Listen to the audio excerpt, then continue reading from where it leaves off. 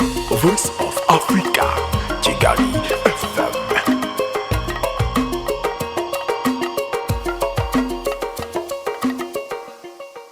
Amakuru yo hanze y'u Rwanda katuyahere mu gihugu cy'abaturage hano muri Tanzania. Perezida wa Tanzania John Pombe Magufuli kuri uyu wa mbere yategetse ko amashuri yose afungurwa kuwa 29 Kamena 2020. Amashuri muri Tanzania yafunzwe muri Werurwe kubera icyorezo cya coronavirusi. Magufuli yatangaje kongera gufungura amashuri ubwo yagezaga ijambo ku nteko ishinga amategeko i Dodoma, avuga ko nta mpamvu yo gukomeza gufunga amashuri kuko icyorezo cya coronavirusi mu gihugu cyagabanyutse cyane. Kuwa mbere Kamena 2020 nibwo amashuri makuru na za kaminuza ndetse n'abanyeshuri bo mu mwaka wa gatandatu w'amashuri abanza bazasubukura amasomo yabo. Perezida Magufuli ariko yasabye abaturage gukomeza kwimakaza isuku no gukurikiza ingamba zo kwirinda zashyizweho na Minisiteri y'Ubuzima. Nyuma y'iminsi Tanzania idatangaza amakuru ajyanye n'uko icyorezo cya COVID-19 gihagaze muri iki gihugu, ubu yatangaje ko umubare w'abakirwaye ari 66 ariko ntiyagira icyo avuga ku mubare w'abamaze kwandura bose.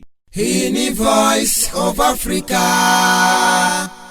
Mu Buganda abatavuga rumwe na leta biyemeje kwishakamo muzahatana na Perezida Museven. Abayobozi b'amashyaka atavuga rumwe n'ubutegetsi bwa Uganda barimo Robert Kaguranyi uzwi cyane ku izina rya Bobi Wine ukuriye icyitwa People Power na Dr. Kiza Besige w'ishyaka FDC bahisemo kwishyira hamwe ngo bazitoremo umwe uzabahagarara agahatana na Perezida Museven mu matora ateganyijwe kuba mu mwaka w'ibihumbi 2021. Ni gahunda bise United Force of Change bahuriyemo n'abandi nka meya w'umujyi wa Kampala Elias Lwago w'ishyaka DP, Kenya Rukyamuzi ukuriye ishyaka CP, Asuman Busarorwa ukuriye ishyaka Jema n'abandi. BBC ivuga ko mu nama yabahuje kwa 15 Kamena Robert yatangaje ko uku kunga ubumwe kugaragaza intambwe ikomeye. Robert ahamya ko nta yindi nzira yabageza ku ntsinzi itari ugushyira hamwe. Avuga ko kandi gushyira hamwe bise United Force of Change kutavuze ko bari basanzwe ari abanzi, ahubwo ko basanze gukomeza kuba nyakamwe bikerereza impinduka abaturage bategereje cyane. Iki gikorwa cyo gutangiza United Force of Change cyari cyitabiriwe kandi n'abadepite bo mu mpande zitavuga rumwe n'ubutegetsi bwa Uganda.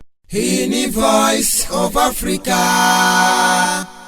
Inzego z'ubuyobozi muri Kenya zatangiye gukora iperereza ku kibazo cy'ibikoresho byifashishwa mu kwirinda no gupima COVID-19 bifite agaciro ka miliyoni 2 z'amadolari bari baherutse guhabwa nk'inkunga na guverinoma y'Ubushinwa, ariko bikaza kuburirwa irengero ubwo byari bigeze ku kibuga cy'indege i Nairobi. Muri ibi bikoresho harimo udupfukamunwa, uturinda ntoki, utwuma dupima umuriro ndetse n'imyenda ikoreshwa n'abaganga birinda ko bakwanduzwa n'abarwayi ba COVID-19. Ikibazo cy'irengero ry'ibi bikoresho cyazamuwe na televiziyo ya KTN yavuze ko ubwo ibi bikoresho byari bigeze ku kibuga cy'indege byaje kwiyitirirwa na kimwe mu bigo byigenga kibifashijwemo n'inzego za guverinoma ndetse n'umushoramari w'umushinwa uba muri iki gihugu. Iyi televiziyo ivuga ko kandi amakuru ifite yizewe ari uko bimwe muri ibi bikoresho byanyerejwe iki kigo cyaje kubiha zimwe muri minisiteri zo muri iki gihugu. Mu bihe bitandukanye Kenya yagiye yakira inkunga z'ibikoresho n'amafaranga harimo izo yahawe n'umuherwe w'umushinwa Jack Ma ndetse n'ikigega mpuzamahanga cy'imari IMF. Ibi bikaba ari byo byatumye abaturage baheraho bibaza uburyo kugeza uyu munsi muri iki gihugu hakiri ikibazo cy'ibikoresho bike byifashishwa mu kwirinda COVID-19 no mu kuyipima. Minisitiri w'ubuzima muri iki gihugu Mutahi Kagwe aherutse kuvuga ko muri iyi minisiteri harimo barusahurira mu nduru ndetse yizeza abaturage ko ababikora bazagezwa imbere y'ubutabera. Hii ni Voice of Africa.